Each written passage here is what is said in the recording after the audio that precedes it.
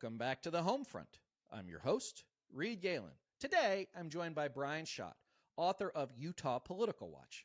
Bryan is an award-winning journalist who has been covering Utah politics for over 25 years and has worked for several outlets, including the Salt Lake Tribune, UtahPolicy.com, KSL Radio, and KUER Radio.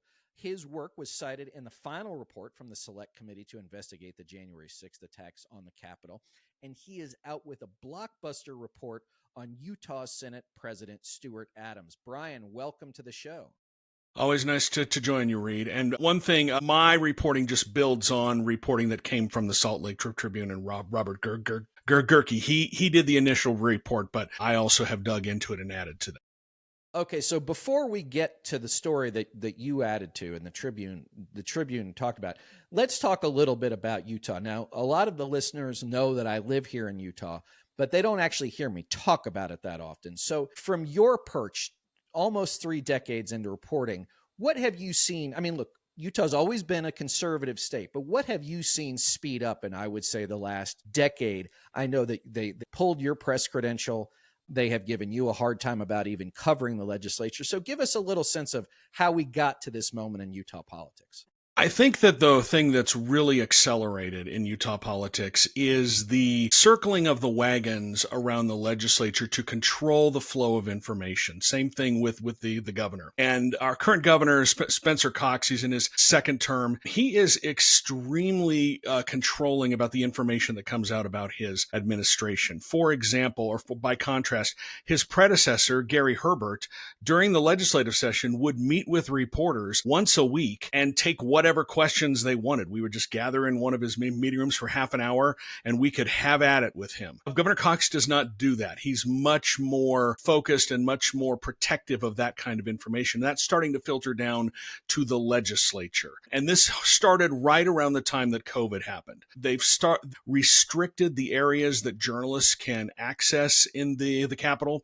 We used to be able to go out onto the floor of the House and the Senate before they began their work during the day. They shut that down during COVID and just decided to not let us back, at least on the House side. And then they've slowly expanded the areas where we are not allowed to be. So now we've been relegated to the gallery in both the House and the Senate. The House occasionally meets with us with Speaker of the House, Mike Schultz, has a weekly press conference sometimes. The Senate is a little more open in the fact that they have a daily media availability in the Senate president's office, but that is also highly controlled because it's not just the Senate president. He brings in the Democrats, he brings in bill sponsors to talk. And so it's really hard to pin them down on any sort of information because they've learned that the Democrats are hungry for any sort of attention. So he'll ask them what they think and they'll deflect the conversation. And there's so many media there for such a small amount of time. You really can't dig into any issues. And that's pretty much the only shot that you get at members of the Senate. The House, like I said, they're much more controlling. The House has their own podcast and they interview members of the House that will not talk to other members of the media. So they've really tried to control the message. And I think that that's the main thing that has accelerated in what is essentially a one-party state. The Republicans control everything. They make every decision. Democrats are an afterthought, yet they want to control their message so tight. Well, and they, as far as information is concerned, I believe they also, members of the legislature also restricted the information available as far as their schedules, who they meet with, anything that would be of note or of interest to an individual constituent. Exactly. They made a change in the law a couple of years ago in order to make it so that the work calendars of members of the legislature, the governor, even state employees were not something that you could request under a public records request. This was in response to a controversy or a fight to gain access to the calendars of former Attorney General Sean Reyes. He fought for years to keep the media from getting a hold of his calendars. And after a court ruled in favor of the media and said you had to turn over these calendars, and Reyes kept appealing it, the legislature comes in and they make a change to the law saying you can't get a hold of these calendars. Oh, and by the way, they also added intent language to the bill saying we've always intended it, that you can't get a hold of our calendars. And so I want to go back to this idea of legislation that benefits particular groups, particular individuals, particular industries. But I want to go back to Spencer Cox for a second. So I think Cox sees himself as sort of the good guy Republican. He's not really MAGA. He's not, he comes off as normal, I guess, Brian, all things considered. But in the state like Utah, it really is a dictatorship of the legislature. He has never, I think one time when there was a trans bill a couple of years ago, he actually vetoed it. The legislature promptly overturned the veto and left again. But this is not someone who has shown a great deal of backbone or, tried to demonstrate a lot of independence from legislative, as you called it, intent. Yeah, I think that that's a correct analysis. Spencer Cox, he calls it working more collaboratively behind the scenes, but essentially it is the legislature exerting their will over Spencer Cox. We have three co-equal branches of government, but the legislature has always seen themselves as superior among the three. They are the superior co-equal branch of the government, and it's been that way for years. It's just gotten more advanced in the last few years. And Cox he's not very strong politically. He's sort of lost in terms of his political bent. He was positioning himself as a reasonable Republican. He was against Donald Trump, did not like his policies, did not vote for him in 2016 and did not vote for him in 2020. And then last summer, on a dime, he turned and endorsed the president. This was after the assassination attempt in Pennsylvania. And he said that people around the president had assured him that his heart had changed and he was going to try to be less divisive. That didn't really work out for him. And now Cox is sort of flailing. He's a man without a home politically. The base of the Republican Party here in Utah absolutely loathes him because he is a moderate, because he is not MAGA. The larger group of Republican voters put him in office the first time in 2020. A lot of independents, a lot of Democrats voted for him because they saw him as a reasonable choice. And he tried to stake out that position early on, but the legislature slapped him down. You brought up it was a bill banning the participation of transgender athletes in girls' sports. Spencer Cox vetoed that bill, and the legislature immediately came back into session and overrode that. And as I recall, and I'll post it in the show notes, Brian, Cox's veto message was really quite thoughtful, was really quite heartfelt, and I thought compassionate about the idea that, in the interest of trans kids in sports, it was less than 10, all things considered, that these are kids who are already going through a great deal. We should not make their lives harder to make an example of a very, very small group of people. But to your point, the legislature came back in and overrode it. But let me ask you this, because in 2016, Evan McMullin, who also ran for U.S. Senate as an independent a couple of years later, took a fair number of votes in the 2016 election because Utahns didn't really like the cut of Donald Trump's fat jib. They clearly weren't ever going to vote for Hillary Clinton. But now it seems that the political class, and I talk about the legislative leadership here, throws enough MAGA right-wing stuff to the madding crowds, but really uses that as a cover to do whatever it is they want for whomever they want. I think you're right in a number of aspects, but I would also argue that a lot of the political leadership, we've had a lot of turnover in the leadership, and the current leaders, House Speaker Mike Schultz, he is 100% MAGA. He is very good friends with Donald Trump Jr., has had him to his ranch for hunting trips, and Stuart Adams, who's the president of the Senate, was one of the very first supporters of Donald Trump in the state, and so I would say that the leadership has become more MAGA. And so they are more aligned with that. But at the end of the day, we have 75 members in the House, 29 members in the Senate. The Republicans have a supermajority in both of those. And, there are certain interests that are going to win out. Business interests. The legislature, for example, they're not too keen on the whole environmental interests. They fought like hell, or they have been fighting like hell, to keep a coal-fired power plant open, even though it's supposed to close, because they're betting that with all this AI slurping up the power grid, they're going to have customers for this. The problem with that is they would have to build all the infrastructure coming out of that power plant to feed an AI center or a data center, and there's really nobody who's stepping up for it, but they're convinced that they're right, and so they are protecting those interests. And really, the legislature, there's a lot of people who understand that there are a lot of real estate developers. The Speaker of the House is a former real estate developer.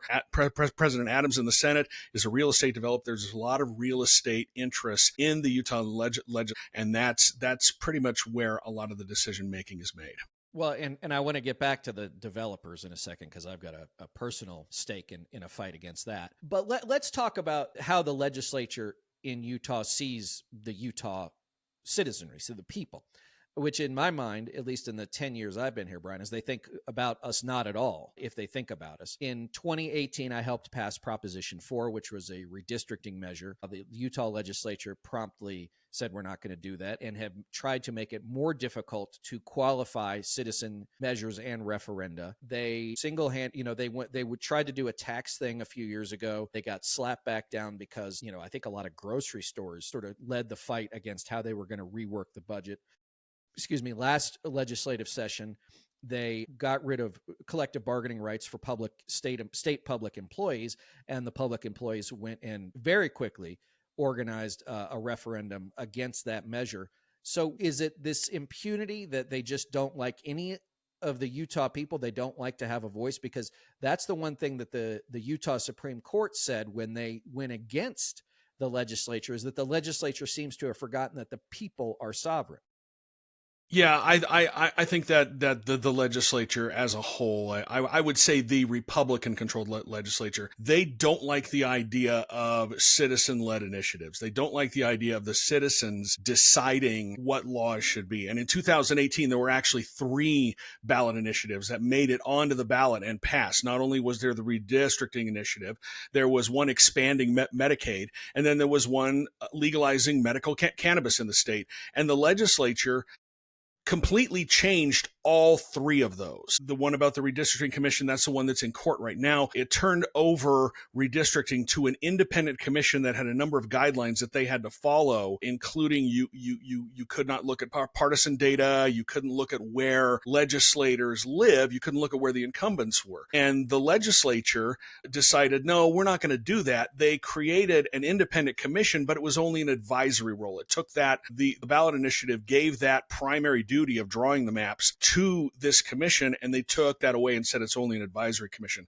There was a lawsuit filed, and last July, the Utah Supreme Court ruled that the legislature overstepped its bounds, because it says in our Constitution here in the state that all political power is inherent in the people.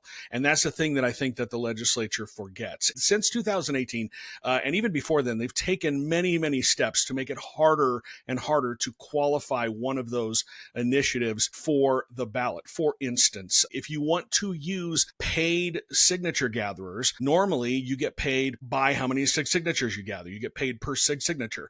They changed it that if you're working for a citizens initiative, you could only get paid hourly. So they mandated how that person had to get paid, which makes it much harder to hire someone to get those signatures. They didn't touch it for political candidates who can still pay per signature in order to qualify for the ballot. But if the public wants to qualify an initiative for the ballot, they have to pay hourly. And then there's very high hurdles to hit in terms of signature totals in the certain number of Senate districts in the state. So it's very hard to qualify. It's very hard for the citizenry to make law outside of the legislative process. Right. And just to give everybody a sense of how aggressive the Utah legislature is about gerrymandering in particular, I live in Summit County, which is sort of northeast of Salt Lake City. We are a county of roughly 45,000. We are mostly blue, Bryan, right? Mostly Democratic. We have, 2 state senators, 2 members of Congress, and 3 state representatives. That's how much they want to make sure that no power base can ever build out of here. They, in fact, under cover of darkness, just specifically change the way Summit County, how we will have to elect our county councilors, because they didn't like the fact that all the county councilors tend to be Democrats. And so now they want one or two, the idea that one or two members could be Republicans. And so, they are rapacious and they will stop at nothing. And let's just talk about the developers for a moment. Years ago, they literally created a new town called Hideout here in Summit County, although they couldn't really decide whether or not it was Summit County or Wasatch County. At the behest of developers, there is something called MIDA, which is the Military Installation Development Authority, which they have used to build massive developments at Deer Valley here, which if anybody knows their skiing, Deer Valley is an incredibly high-end ski resort, one of the most high-end ski resorts in the country, probably. Also controlled by this guy, Stuart Adams, we're going to get to. But it takes away from whatever county they decide to put one of these developments in, takes away everything that the county could or would say about what's built, how it's built, the taxes, everything else. And so the most ironic part of this, Brian, although we shouldn't be too naive, is that there is no such thing as the idea of local control anymore. It is very centralized control. In fact, I believe there's one guy, Dan McKay, who mused that he might want to get rid of zoning commissions and planning commissions altogether and maybe let it all be done in Salt Lake City. The joke that goes around up on the Hill is that Utah legislators are all for local control until the locals need controlling, and then they are more than happy to step in and throw their weight around to get what they want. They've done this time and time again. If you just look at what happened with the new hockey arena in downtown Salt Lake City, they've turned over, basically they made it so that this company, Smith Entertainment Group, that owns the Utah Jazz and the Utah Mammoth NHL team, they can tap into sales tax dollars from the capital, but they're going to get control of a large downtown area to build this sports and entertainment district that's going to cost more than $1 billion, and the public's going to fund a bunch of that. They did the same thing when they decided to provide some public money to try and lure a Major League Baseball team here in a bid to revitalize the west side of Salt Lake City. They've been trying to figure out how to revitalize that area for years. And, I've talked to people who said it's a good idea to try to revitalize the west side of Salt Lake City, but they're just worried that, the people there, the only benefit that they're going to get is selling popcorn, be the ones to actually sell the popcorn at the stadium when it gets built. So, if they decide they want something, in terms of development, in terms of land, they're going to get it. Our state prison a few years ago sat in a very prime piece of land called the Point of the Mountain. It's right along I-15 between Utah County and Salt Lake County. And developers had been eyeing that area for years. Well, they finally figured out that they were going to move the prison out by the Great Salt Lake, and now that area is being developed. And the state actually is financing a bunch of that through no-interest loans to help build the infrastructure for this area called The Point. They're building an entertainment complex down there as well, and there's a lot of state money that's going into that as well. Right, and the fight that I'm in here in Summit County, where I live, against a developer called Dakota Pacific, they want to redevelop a certain piece of land up here. Its original intent was as a tech center. They didn't want to do that. They want to do it, multi-use, residential, office, commercial, all this other stuff. Back in 2021, when they did their initial, review with the county commission, the county council, it was so ridiculous that there were 300 or 400 of us in the room, Brian, and we were all laughing at how bad even their presentation was. And I got up and I used my 3 minutes to say, I know how this is going to go. You guys are not going to get the vote you want. So you're going to go to the legislature. They're going to give you what they want. And I guess, Brian, that, I'd have to look, but probably almost half a dozen individual pieces of legislation have been passed at the behest of this particular developer over a particular parcel to give them exactly what they want. The county's now signed a deal with them. But to your point, there's tax increment financing, all these things that very little actual benefit to the county, for years to come. And this is what happens time and time again. And, it's like, well, if you don't do this, we're not going to give you that. If you don't go along with this, we're going to do worse. And then, of course, they always do worse. Yeah, and just look at what's happening here with our housing crisis. A number of years ago, the legislature created a program to try and help first-time home buyers with some down payment assistance, but it only applied to new homes. It did not apply to existing homes. You had to buy a brand new home. And who does that help? That helps the real estate developers who are building out these homes. And they don't want to build affordable housing. They want to build, the big McMansions that are more luxury homes. And so, but that's what the developers want. And so it doesn't make a lot of sense if you're going to try to help first-time home buyers to only restrict this to new homes rather than existing homes. But it just shows where a lot of the priorities lie. So let's talk about priorities. So in the story that you have been working on, we've mentioned his name a couple of times. The Senate President, Stuart Adams, is a guy who, if Utah is close to having its own, what would I call it? Oliver Cromwell, right? It's this guy, right? He basically runs everything. He can get anything and everything done. Over the past few years, he has, at the expense of the Utah population, to the benefit of a lot of his friends. But tell us what this latest scandal involving Stuart Adams is. Stuart Adams, he's one of the most powerful politicians in the state. He's been in politics since, I believe, 1995. He started off on the Layton City Council.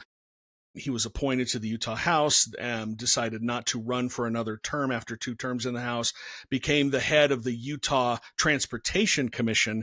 He was almost the lieutenant governor in 2009. Our governor, John Huntsman, was appointed as the ambassador to China in the Obama administration. And when then Lieutenant Governor Gary Herbert became the governor, he had a number of names on his list, and Adams was one of the final 2 names on the list. He picked Greg Bell. Greg Bell was in the Senate at the time, and Adams took Bell's seat in the Senate, and he's been in the Senate ever since. That's the backstory. He's been doing this for a long time. He's been a very effective legislator. This latest story is that in 2003, there was an 18-year-old who was charged with 4 felony counts. 2 counts of child rape, 2 counts of forcible sodomy. And they're both first-degree felonies because, and this is not the correct term, but they had sex with a 13-year-old. In Utah, 13-year-olds cannot consent. So it's not the correct terminology to say that this person had sex with a 13-year-old. Under the law, they raped them. It was an 18-year-old, and this person and the victim was 13. It turns out that 18-year-old perpetrator was Adam's step-grandchild, but nobody knew it at the time. So this happened in 2023, in spring of 2023. In 2024, the legislative session, Adams approached Kurt Cullimore, state senator, who is now the majority leader in the Senate. But he approached Cullimore, and the reporting is he made him aware of this case involving his step-grandchild. We don't know if he said it was his step-grandchild. I'm sure he did. But Cullimore added a line or added a section to this larger bill on criminal justice that made a slight change in the law. Previously, if an 18-year-old, and again, wrong terminology, but had sex with a 13-year-old, it's a felony because it's an adult and it's a child. But if there's a 17-year-old who has sex with a 13-year-old, again, that's rape, but prosecutors have the option, because a 17-year-old is a juvenile, of charging them with a lesser crime. Instead of a first-degree felony, it's a third-degree felony. What Cullimore did in his bill is created an exception that prosecutors, if you have a similar case like this, if prosecutors now have the option of, instead of charging the 18-year-old with a felony in this case, they can charge them with a lesser charge if they are still enrolled in high school. That's the exception that they carved out. Nobody really knew that it was in there. Adams didn't push for this publicly. It was in the bill. It passed. It was signed into law. After the bill went into law, prosecutors a defense attorney came up with a plea deal that instead of 4 first-degree felonies, which would have led to years and years in jail for this 18-year-old, they did a plea deal that was one second-degree felony and 3 misdemeanors for sexual battery that led to no additional jail time and a $1,500 fine, and the perpetrator did not have to register as a sex offender. A couple of interesting things about this. The defense attorney is a lawyer named Kat Tanangro, or Cara Tanangro, and Tangaro.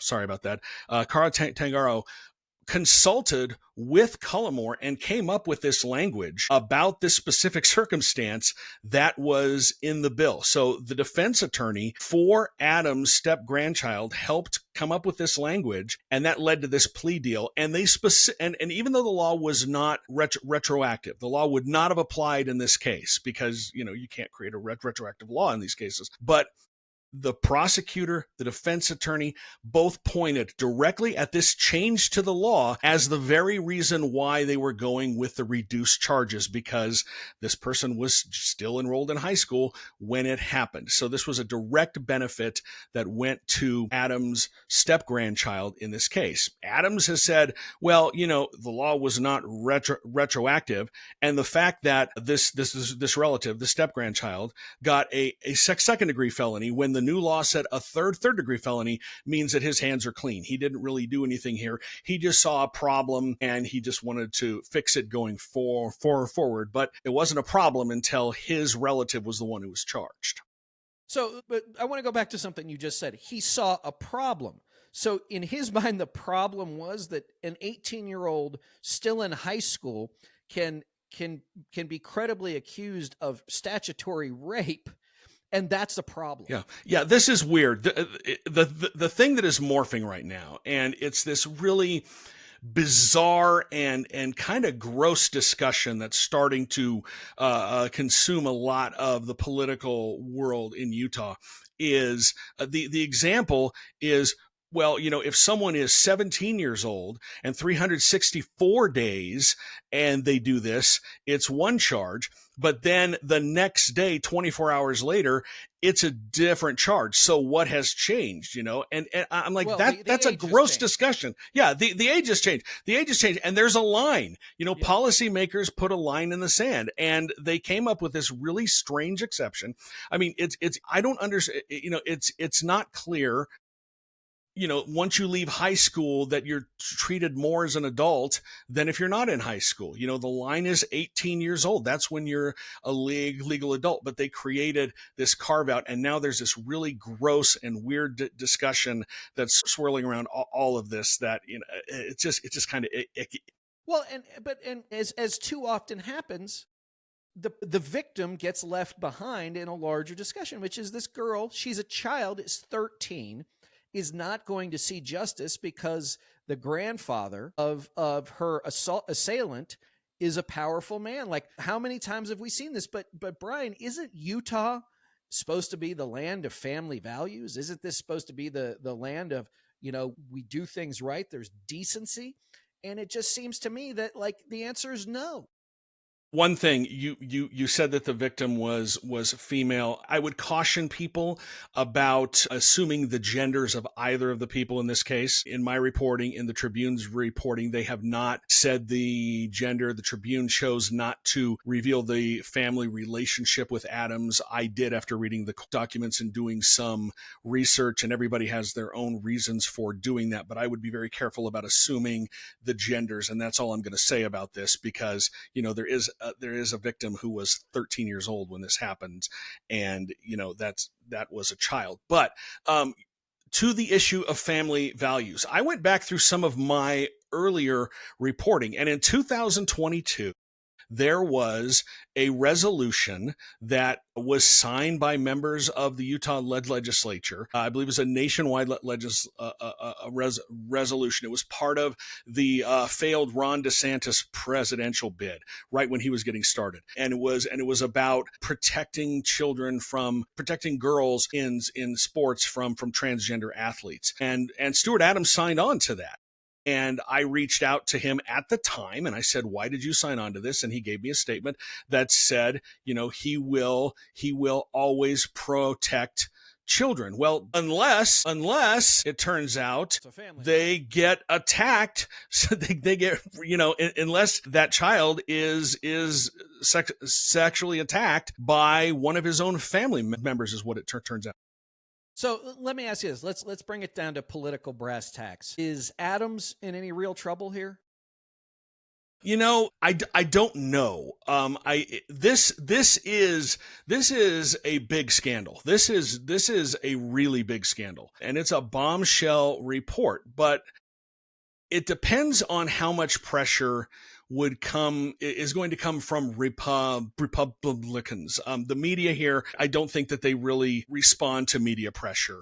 They discount it. So I don't know if media pressure is going to do that, but there has been a lot of national media pressure. They've sort of moved on since this, but it's certainly not a good look. And Adams has a history of behavior that, sort of stretches the bounds of ethics. I wrote in a story yesterday, I went back and looked at a number of ethical issues that he's had. In 2024, he traveled to Qatar to see the FIFA World Cup with two of his grandchildren, and that trip was paid for by the Qatari government. But there's no requirement here in Utah that you report such travel. Actually, it was in 2022. So there's no requirement that you do that. So, although it's an ethical gray area, he was fine. Last year, there were a number of complaints filed about his campaign finance reporting. He was breaking the law for more than a decade because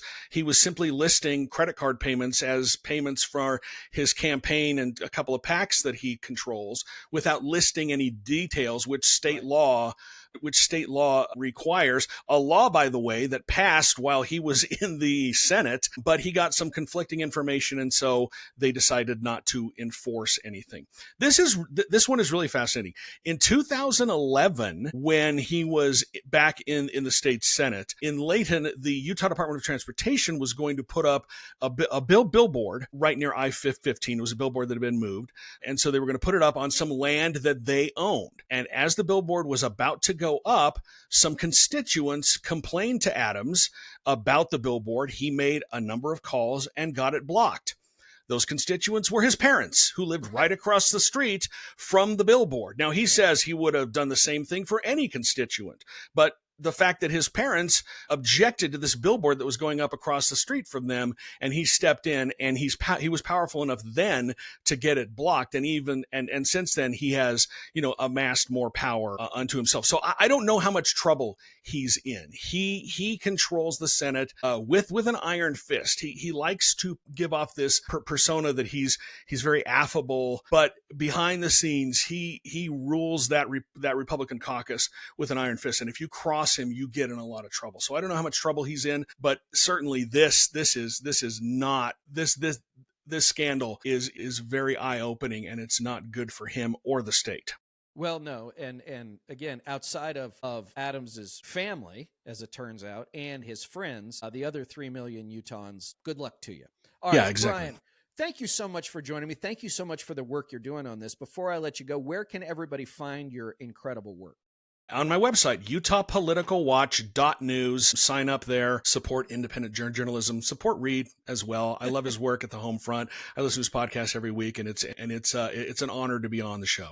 Well, Bryan, thanks as always for joining me. As always, gang, you can find me on Twitter, says.us, TikTok at Reed Galen, on Threads and Instagram at Reed_Galen USA, excuse me. And as always, as Bryan noted, at Substack at the home front. Bryan Schott, thanks for joining me. Thank you, Reed. And everybody else, we'll see you next time. Okay, cool.